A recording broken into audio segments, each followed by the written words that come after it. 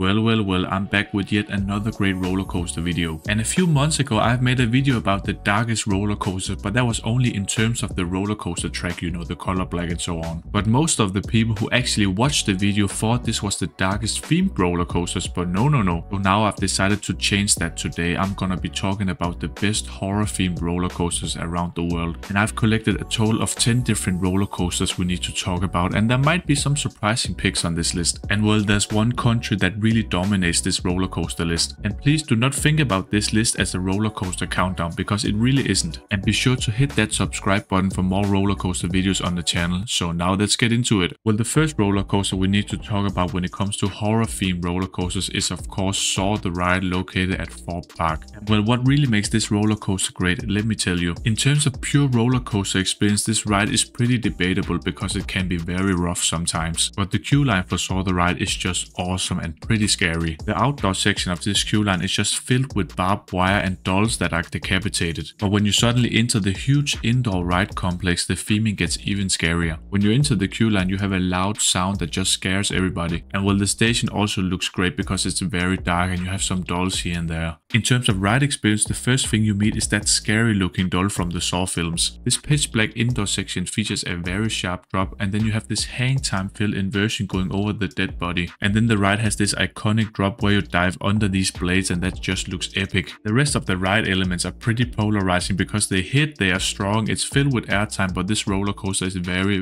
rough. Now coming in as the next roller coaster, we got Revenge of the Mummy located at Universal Orlando. And this is where we need to fly all the way over the Atlantic Ocean and down to Florida to try this roller coaster out. And well, in terms of ride experience, Revenge of the Mummy is just an awesome combination of a heavily themed dark ride experience and an awesome roller coaster. And Revenge of the Mummy is of course themed to the Mummy movies. The queue line is pretty dark and filled with a lot of theming you can look at. This roller coaster experience is overall very mysterious and filled with jump scares. The first major dark ride sequence of this roller coaster is located in the treasure room. This is where the mummy aggressively talks to you and you have flame to the left, to the right and in front of you. This huge jump scares combined with a very loud sound, and all these mummies just pop up to the left and right. And after a small backboard section and a turntable, the roller coaster launches you through an incline launch and through the mouth of the mummy and into an awesome airtime moment. And when you think the ride experience is done, this ride operator gets killed by the mummy, you got glass exploding and you got fire up in the roof. And well, I meant the ceiling, but you know my English. So overall heavily immersive, very scary, awesome roller coaster filled with airtime. Now coming in as the next roller coaster, we got the Smiler located at Alton Towers. And the Smiler is overall a very twisted mess of track, and this roller coaster actually still holds the record for the most inversions with a total of 14. And well, this roller coaster experience is very impressive and filled with awesome inversions. And while you might think the whole roller coaster layout is pretty creepy in itself, but this roller coaster has a very fitting theme. The Smiler features this very psychotic theme that is just pretty manipulative because you have this so-called robotic machine that does something to you so you get hypnotized. The queue line for this roller coaster keeps getting weirder and weirder because you have all the screens with the people smiling on the roller coaster and you have this very weird melody. The best thing I can compare this theming to is of course the so-called Smile movies. I think they have made 2 of them. You have this crazy and very weird theming, and on top of that a very mind-bending roller coaster experience, so that's just top notch. And now coming in as the next roller coaster, we got Wicker Man located at Alton Towers. And yes, we're staying in this awesome English theme park because they are home to some awesome and scary themed attractions. And well, apart from that huge creepy looking wooden structure of a head, this roller coaster is actually a family coaster. And well, even though Wicker Man is technically a family roller coaster, this ride experience is still awesome with some airtime props and many lateral forces. And what makes this roller coaster pretty scary is the theming and storytelling behind Wicker Man. And Wicker Man's story is pretty creepy because you have this very mysterious group from the forest. And this is where the riders are the so-called chosen ones for this cult village. And with the overall theming and storytelling is quite weird and scary, but just Google Wicker Man and then you will see. Coming in as the next roller coaster, we got Express Platform 13 located at Walibi Holland. And well, if you just Google this roller coaster, you might think, well, I can't really see anything scary about this one. And well, I know this looks like a typical roller coaster with some inversions and some twists and turns, but it isn't really this outdoor rock and roller coaster layout that I'm talking about. The overall theming from the queue line to the station is really dark and awesome. And this roller coaster is actually themed to an abandoned train station. And Walibi Holland has really done an amazing job with this theming because it's dark and filled with jump scares. And one of the best jump scares in this queue line is when you turn a corner and then suddenly you just have a huge train facing forwards, and that was just the best non-near-death experience I've tried. And after that awesome jump scare, you're just completely paranoid going through the rest of this queue line. And thank God the station is also heavily themed and very gritty / dark. And well, I have already said that this ride experience isn't that crazy because it's just an outdoor roller coaster, but you have an awesome launch section. These awesome light effects really add to this awesome launch experience. And when you finally fly outside into this so-called spaghetti ball section, this roller coaster is pretty much just a thrill coaster. Nothing much there. Now coming in as the next roller coaster, we got SkyScream located at Holiday Park. This might be the first German roller coaster on the list, but will it be the last? I'm not quite sure. And yes, SkyScream is an awesome premier ride Skyrocket 2 roller coaster. And if you aren't really a roller coaster enthusiast, this roller coaster layout is very scary. SkyScream features this very compact and highly elevated swing launch coaster layout. The creepiest thing about this roller coaster is the hang time fill inversion at the top and then this sharp twisted vertical drop after. But surprisingly, this roller coaster is a great combination of a scary roller coaster layout and a scary theming. The queue line for this coaster is yet again creepy and very immersive. And the SkyScream coaster is of course themed to the zombie apocalypse, and the riders are of course the survivors. And the queue line is just filled with many jump scare effects. You have the zombies banging on the windows with very loud and sudden noises. And it isn't really every day you can see a highly themed Skyrocket 2 coaster model. Now coming in as the next roller coaster, we got Flug von Novgorod at Hansa Park. And surprisingly, we're staying in Germany with this awesome and very mysterious roller coaster. And what's really weird and scary about this roller coaster is that many of these elements are kept a secret from the public. And this coaster experience is half outdoor section and half indoor section. Flug von Novgorod might not feature the scariest queue line, but it is still heavily themed, very dark and gritty. And after a very small and creepy dark ride section with some animatronics, you fly down into one of the most aggressive launches in the world. This roller coaster goes from 0 to 100 km/h / 62 mph in just 1.4 seconds.